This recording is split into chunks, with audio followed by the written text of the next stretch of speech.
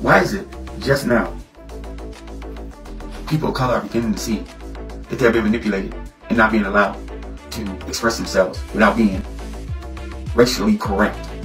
What I mean by that is, every time a mogul, that is a person that is a descendant from the continent of so-called Africa, they have to be penalized, diluted into delusional, hypocritical situations to do anything.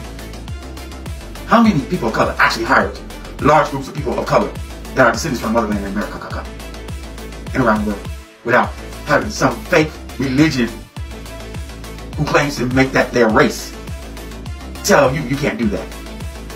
How many times do people that are descended from the motherland has to go through people that they foolishly hired that mislead their company and take the race that that individual is and slam it against the wall by not hiring or motivating young people with skills that need to be in that company, turn them away and replace them with everything but who we are? These are the type of things that goes on all the time. Kanye West pointed that out, and now he's crazy. He does a lot of crazy stuff. Of course he do. What person don't?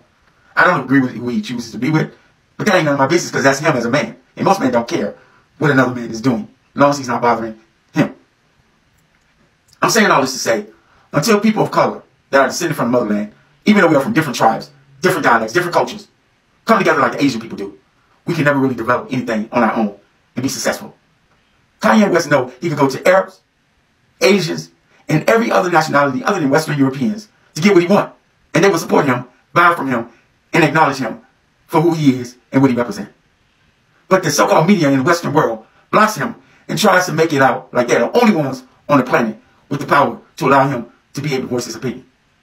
What Kanye needs to do, and I'm sure he's doing, is buy his own place, company, vineyards to speak what he wants to say and watch how many people will go with him and support him.